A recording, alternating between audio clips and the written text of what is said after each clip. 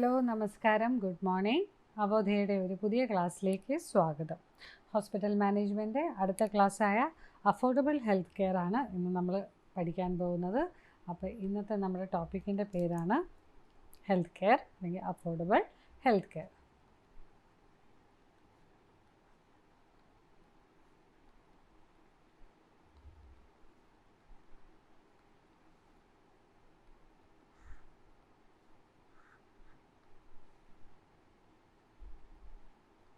Okay, നമ്മുടെ ടോപ്പിക്കിൻ്റെ പേരാണ് affordable health care. അപ്പോൾ അതിനകത്ത് ഹെൽത്ത് കെയറിൽ ഇപ്പോഴത്തെ മെയിൻ ഇഷ്യൂസ് എന്താണ്? ഹെൽത്ത് കെയറിൽ ഡയബറ്റിക് എന്ന് പറയാം നമുക്ക്, അല്ലേ? അപ്പോൾ ഇന്നത്തെ ഇതിൽ കണക്കിൽ ഇന്ത്യയുടെ ഡയബറ്റിക് റേഷ്യോ അല്ലെങ്കിൽ ഡയബറ്റിക് എത്ര പേർക്കുണ്ട് എന്നുള്ളതിനെ പറ്റി ഒന്ന് നമുക്ക് വിശകലനം ചെയ്യാം. ആദ്യം തന്നെ ഇന്ത്യയിൽ നമ്മൾ കണക്ക് നോക്കുകയാണെങ്കിൽ 77 മില്യൺ പീപ്പിളിന് ഡയബറ്റിക് ഉണ്ട്. അത് ചൈനയിൽ നിന്ന് ചൈനയാണ് ഏറ്റവും ആദ്യത്തെ സ്ഥാനത്ത്, രണ്ടാമത്തെ സ്ഥാനത്താണ് നമ്മുടെ India. India has an estimated 77 million people with diabetic which make it's the second most affected in the world after China. അതുപോലെ തന്നെ 1 in 6 people in the world with diabetics is from India. അതായത് 6-ൽ ഒരാൾക്കെങ്കിലും diabetics ഉണ്ടാവും. അത് ഇന്ത്യയിലാണ് ഏറ്റവും കൂടുതൽ അങ്ങനെ ആ റേഷ്യോ കാണപ്പെടുന്നു. A 2004 സ്റ്റഡി, ഇപ്പോൾ 2004 നടത്തിയ ഒരു സ്റ്റഡി പ്രകാരം suggest that the prevalence of type 2 diabetic in Indians may be due to environmental and lifestyle changes resulting from industrialization and migration to urban environment from rural. അപ്പോൾ 2004 പഠനം അനുസരിച്ച് ഇന്ത്യയിൽ ഇത്രയും അധികം ഡയബറ്റിക് രോഗികൾ വർദ്ധിക്കാനുള്ള കാരണം എന്താണെന്നറിയോ? അവർ ഗ്രാമങ്ങളിൽ നിന്ന് വിട്ട് പുതിയ പുതിയ ജോലികൾ, പുതിയ രീതികളിലേക്ക് അർബൻ എൻവിറോൺമെൻറ്റിലേക്ക് മൈഗ്രേറ്റ് ചെയ്യുന്നതിന് പുറമെ അവരുടെ ലൈഫ് സ്റ്റൈൽ മാറുകയും അവരുടെ എൻവിറോൺമെൻറ്റ് മാറുകയും ചെയ്യുന്നു. അതുമൂലമാണ് ലൈഫ് സ്റ്റൈൽ മാറുകയും എൻവിറോൺമെൻറ്റിൽ മാറുകയും ചെയ്യുന്നത് മൂലമാണ് ഇന്ത്യയിൽ ഇത്രയും ഡയബറ്റിക്, അതും ടൈപ്പ് 2 ഡയബറ്റിക് ഉണ്ടാകുന്നതെന്നാണ് 2004 ഒരു പഠനം പഠിപ്പിക്കുന്നത്. അപ്പോൾ ഒരു ഡയബറ്റിക്കിൻ്റെ ഒരു ഔട്ട്ലൈൻ പിക്ചർ നിങ്ങൾക്ക് കിട്ടിക്കാണും എന്ന് ഞാൻ വിശ്വസിക്കുന്നു.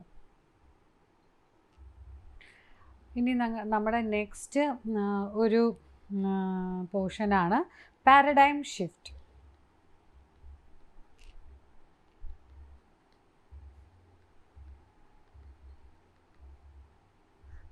പാരഡൈം ഷിഫ്റ്റ് എന്താണ് ഈ പാരഡൈം ഷിഫ്റ്റ്?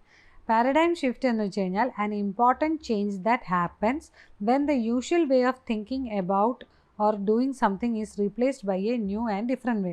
അതായത് നമ്മൾ സ്ഥിരമായി ചെയ്യുന്നതോ അല്ലെങ്കിൽ നമ്മൾ സ്ഥിരമായി ചിന്തിക്കുന്നതിനോ ഉപരി നമ്മൾ വേറിട്ട് ചിന്തിക്കുന്നതിനെയാണ് നമ്മൾ പാരഡൈം ഷിഫ്റ്റ് എന്ന് പറയുന്നത്. ഇപ്പോൾ ഒരു എക്സാമ്പിൾ നമുക്ക് നോക്കാം. അതായത് ഒരു യൗവനക്കാരൻ സിഗരറ്റ് വലിക്കുന്ന ഒരു ശീലമുണ്ടെന്ന് വിചാരിച്ചു. There is A youth smoking problem. അപ്പോൾ നമുക്ക് നോക്കാം അതിന് ഈ പാരഡൈം ഷിഫ്റ്റ് എങ്ങനെയാണെന്ന് നോക്കാം. അപ്പോൾ സാധാരണ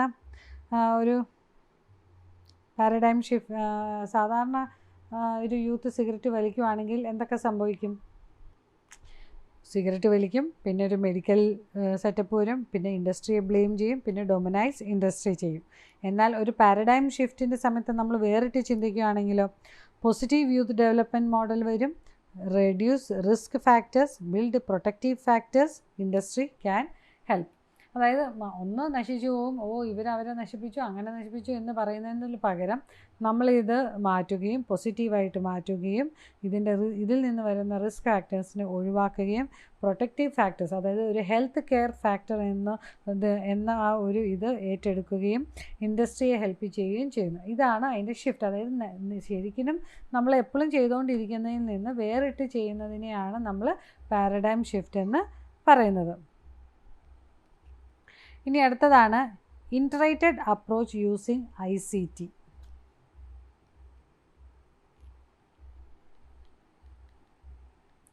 ഇൻറ്ററേറ്റഡ്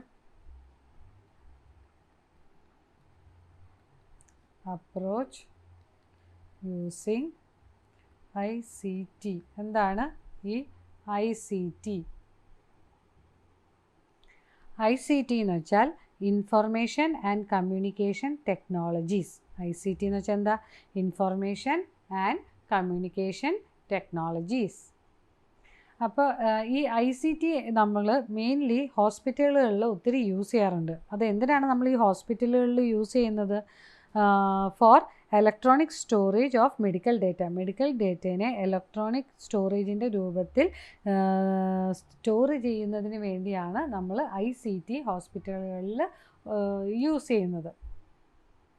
അപ്പോൾ ഈ ഇൻ്റഗ്രേറ്റഡ് അപ്രോച്ച് യൂസിങ് ICT അതെന്താണ് മീൻ ചെയ്യുന്നത്? Refer to any method of delivering learning material via information and communication technologies. അതായത് ഏത് മെത്തേഡ് നമുക്ക് ലേണിംഗ് മെറ്റീരിയൽസ് ഡെലിവർ ചെയ്യാൻ ഉപയോഗിക്കുന്ന, അതും ഇൻഫർമേഷൻ വഴിയും കമ്മ്യൂണിക്കേഷൻ ടെക്നോളജിയും വഴി ഡെലിവർ ചെയ്യാൻ ഉപയോഗിക്കുന്ന ഒരു പ്രോസസ്സിനെയാണ് ICT എന്ന് പറയുന്നത്. The fundamental use of ICT in hospital. ഹോസ്പിറ്റലിൽ മെയിനായിട്ട് ICT നമ്മൾ ഉപയോഗിക്കുന്നത് എന്താണ്? For electronic storage of medical data. This helps to retrieve the information easily. അതായത് വീണ്ടും അത് എടുക്കുവാൻ വേണ്ടി, ആ ഇൻഫർമേഷൻ വീണ്ടും കണ്ടുപിടിച്ച് എടുക്കുന്നതിന് വേണ്ടി ഭയങ്കര ഹെൽപ്ഫുള്ളാണ് ഈ ഒരു മെത്തേഡ് നമ്മൾ യൂസ് ചെയ്യുവാണെങ്കിൽ. ഇനി നമുക്ക് നോക്കാം. The use of ICT in health care can be categorised in to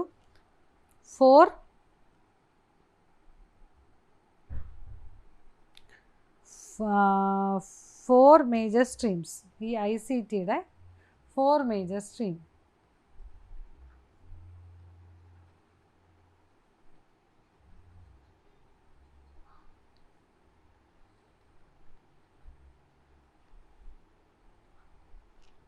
ഒന്ന് ഹെൽത്ത് ആൻഡ് എഡ്യൂക്കേഷൻ.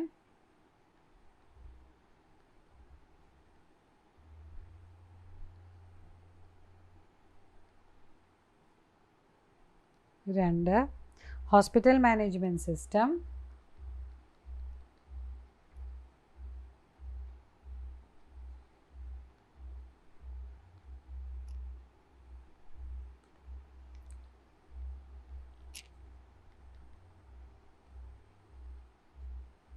മൂന്ന്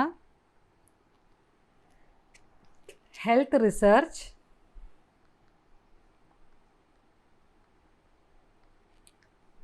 നാല് health data management.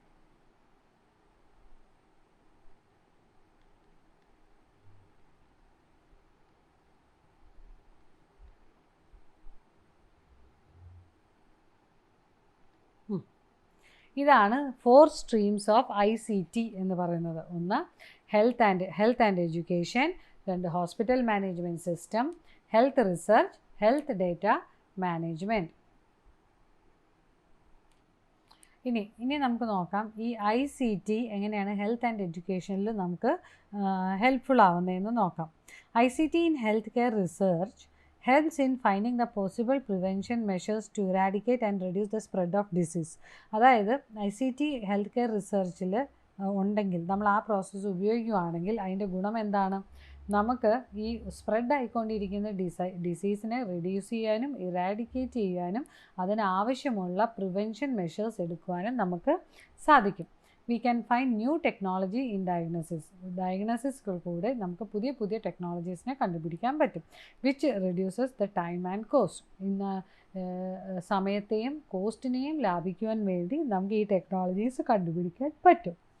This save lives of many individuals by providing treatment in advance. അതായത് കാലക്കൂട്ടെ തന്നെ ഇതെല്ലാം കണ്ടുപിടിച്ച് ഇതിനുള്ള ചികിത്സ കൊടുത്ത് ഒത്തിരി പേരുടെ ജീവൻ നമുക്ക് രക്ഷിക്കാൻ പറ്റും. അതാണ് ഹെൽത്ത് ആൻഡ് എഡ്യൂക്കേഷൻ സ്ട്രീം കൊണ്ട് ഇവിടെ ഉദ്ദേശിക്കുന്നത്. ഇനി നെക്സ്റ്റ് ആയിരുന്നു നമ്മുടെ ഹോസ്പിറ്റൽ മാനേജ്മെൻറ്റ് സിസ്റ്റം എന്ന് പറയുന്നത്. The fundamental use of ICT in hospital is for electronic storage of medical data. അത് നമ്മൾ ആദ്യമേ തന്നെ ഡിസ്കസ് ചെയ്തു. This helps to retrieve the information easily. Through ICT, the data can be transferred to the patient or to the doctors for consultation. ഒരു കൺസൾട്ടേഷന് മുമ്പ് ICTയിൽ കൂടി നമുക്ക് ആ ഡേറ്റാസ്, ആ പേഷ്യൻറ്റിൻ്റെ ഡേറ്റാസ് അല്ലെങ്കിൽ അതിൻ്റെ കാര്യവിവരങ്ങളെല്ലാം പേഷ്യൻറ്റിനോ അല്ലെങ്കിൽ ഡോക്ടറിനോ കൺസൾട്ടേഷനായിട്ട് നമുക്ക് അയക്കാവുന്നതാണ്. The patient can have medical records in hand which can be used anywhere anytime. അപ്പോൾ പേഷ്യൻറ്റിന് ഈ മെഡിക്കൽ റെക്കോർഡ്സ് കയ്യിലുണ്ടെങ്കിൽ എപ്പോൾ വേണമെങ്കിലും എവിടെ വെച്ച് വേണമെങ്കിലും അദ്ദേഹത്തിന് അത് ഉപയോഗിക്കാവുന്നതാണ്. അപ്പോൾ അതാണ് ഹോസ്പിറ്റൽ മാനേജ്മെൻറ്റ് സിസ്റ്റത്തിൽ ICTയുടെ ഉപയോഗം അതാണ്. ഇനി ICTയുടെ ഇതുകൊണ്ട് ഹെൽത്ത് റിസർച്ച് ആ സ്ട്രീം കൊണ്ട് എന്താണ് ഉദ്ദേശിക്കുന്നത് നോക്കാം. ICT also helps to strengthen the ability to monitor health services in the remote area. Remote ഏരിയകളിൽ ഹെൽത്ത് സർവീസസ് മോണിറ്റർ ചെയ്യുവാനും അതിനെ സ്ട്രെങ്തൻ ചെയ്യുവാനും ICTയെ കൊണ്ട് സാധിക്കും. Improve the efficiency of health service, support more effective health research, facilitate collaboration and cooperation, enable remote consultation and improve the dissemination of health services. അതായത് പല രീതിയിലുള്ള സഹായങ്ങൾ നമുക്ക് ഈ ICT കൂടെ നമുക്ക് ചെയ്യാവുന്നതാണ്. അതായത് എഫിഷ്യൻസി, ഹെൽത്ത് സർവീസിലുള്ള എഫിഷ്യൻസി, എഫക്റ്റീവായിട്ടുള്ള ഹെൽത്ത് റിസർച്ച്, കൊളാബറേഷൻ, കോപ്പറേഷൻ, ഇതെല്ലാം നമുക്ക് ചെയ്യാവുന്നതാണ്. നെക്സ്റ്റ് നമ്മുടെ ഹെൽത്ത് ഡേറ്റ മാനേജ്മെൻറ്റ്. അപ്പം ഇതാണ് നമ്മുടെ ICTയുടെ 4 മേജർ സ്ട്രീംസും. ഇനി അത് എങ്ങനെയാണ് ലിങ്ക് ചെയ്തേക്കണേന്ന് നമ്മളിപ്പോൾ ഇവിടെ ഡിസ്കസ് ചെയ്തു. ഇനി നമുക്ക് അടുത്ത നമ്മുടെ ഒരു ടോപ്പിക്കാണ് ത്രിനേത്ര എന്നുള്ളത്. നേത്ര എന്ന് പറയുമ്പോഴത്തേക്കും നിങ്ങൾക്കറിയാം നേത്ര എന്ന് വെച്ചാൽ എന്താ, കണ്ണ് അല്ലേ. Trinetra Neo is an advanced wide field digital imaging system that assists clinicians in identifying pediatric ocular disease in newborn infants. അപ്പോൾ ഈ ത്രിനേത്ര എന്ന് പറയുന്നത് ഒരു അഡ്വാൻസ്ഡ് ഒരു എക്വിപ്മെൻ്റാണ്, അല്ലെങ്കിൽ അതൊരു കണ്ടുപിടുത്തമാണ്. എന്തിന്? പീഡിയാട്രിക്, അതായത് കൊച്ചു പിള്ളേർക്ക് വരുന്ന ocular disease in new born, അതായത് ന്യൂ ബോൺ ഇൻഫാൻസ്, അതായത് ജനിച്ച് 6 അതായത് 1 വയസ്സ് പോലും ഇല്ലാത്ത കുഞ്ഞു കുട്ടികൾക്ക് വരുന്ന ഒക്കുലർ ഡിസീസിനെ കണ്ടുപിടിക്കാനുള്ള അഡ്വാൻസ്ഡ് രീതിയിലുള്ള ഒരു ഇമേജിംഗ് സിസ്റ്റമാണ് ത്രിനേത്ര എന്ന് പറയുന്നത്. Images captured by Trinetra Neo are intended only for photo documentation and do not provide any pathological analysis or diagnosis for treatment. അതായത് ത്രിനേത്ര നിയോ എന്ന ഇമേജിംഗ് സിസ്റ്റത്തിൽ നിന്ന് എടുക്കുന്ന ഫോട്ടോ അതൊരു ഫോട്ടോ ഡോക്യുമെൻറ്റേഷൻ മാത്രമാണ്. ആ ഫോട്ടോയിൽ നിന്ന് പിന്നെ അതിനെ പറ്റി പറയാനുള്ള ഡോക്ടേഴ്സ് ഇവിടെ ഇല്ല. ഇത് ജസ്റ്റ് ഒരു ഫോട്ടോ ഡോക്യുമെൻ്റാണ്. ഇതിൽ കൂടി നമുക്ക് ഒരു പാത്തോളജിക്കൽ അനാലിസിസോ അല്ലെങ്കിൽ ഒരു ട്രീറ്റ്മെൻറ്റ് വേണ്ടിയുള്ള ഡയഗ്നോസിസോ അറിയാൻ പറ്റില്ല. അപ്പോൾ ത്രിനേത്ര എന്താണെന്നും അതിൻ്റെ ഉപയോഗം എന്താണെന്നും അതെന്താണ് ചെയ്യുന്നതെന്നും എല്ലാം നിങ്ങൾക്ക് മനസ്സിലായെന്ന് വിശ്വസിക്കുന്നു. ഇനി നമുക്ക് the future of paediatric eye imaging, future of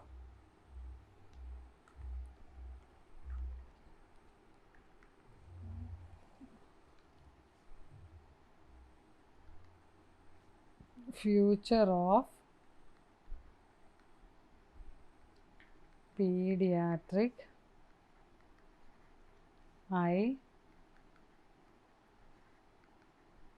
imaging എന്തായിരിക്കും? ഐ ഇമേജിംഗ്, പീഡിയാട്രിക് കൊച്ചു പിള്ളേരുടെ ഐ ഇമേജിങ്ങിൻ്റെ ഫ്യൂച്ചർ എന്തായിരിക്കും?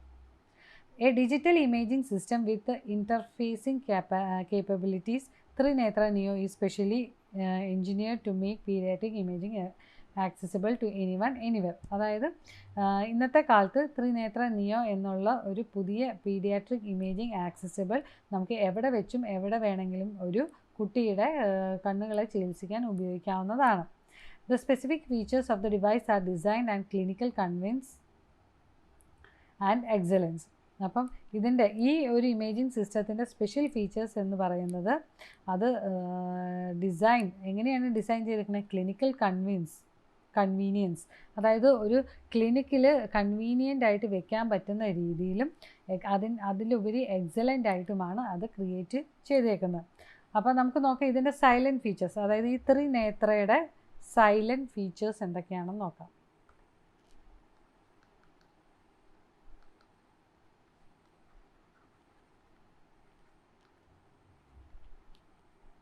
ഒന്ന്, portable.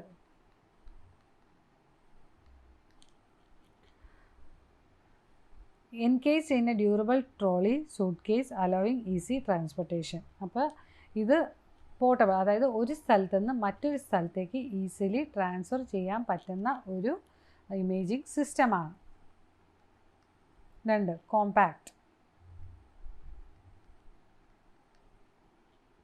Functional and lightweight for quick easy manoeuvring. Compact എന്ന് വെച്ചാൽ നമ്മുടെ ഹാൻഡ് ഫ്രണ്ട്ലി എന്നാണ്. ഫങ്ഷൻ നല്ലതാണ്, ലൈറ്റ് വെയ്റ്റ് ആണ്. Next digital photo documentation. Next easy to use.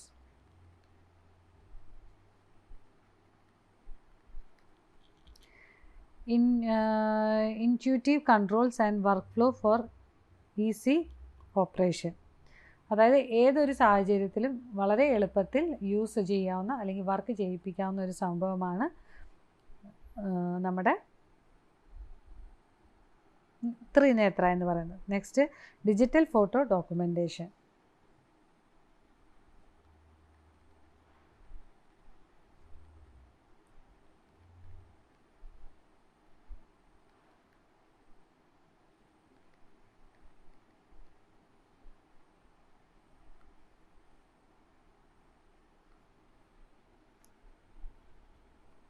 Next, digital function documentation. Accuracy, stores, display, transmit digital images for clinical consultation. This is essential for education and defensible medical legal documentation. അപ്പോൾ ഇതുകൊണ്ടുള്ള photo ഡോക്യുമെൻറ്റേഷനിൽ ആക്യുറീസ് ഉണ്ട്, storage ഉണ്ട്, display ഉണ്ട്, transmit digital images for clinic. ഒരു clinical consult ചെയ്യാൻ പാകത്തിനുള്ള ഒരു image തരുന്ന ഒരു സംഭവമാണ്. Next neo care.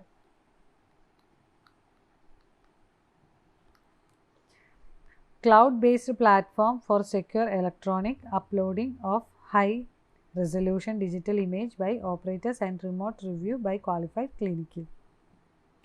അപ്പോൾ ഇതൊക്കെയാണ് അതിൻ്റെ സൈലൻറ്റ് ഫീച്ചേഴ്സ് എന്ന് പറയുന്നത്. പോർട്ടബിൾ ആണ്, കോമ്പാക്റ്റ് ആണ്, ഈസി ടു യൂസ് ആണ്, ഡിജിറ്റൽ ഫോട്ടോ ഡോക്യുമെൻറ്റേഷൻ ആണ്.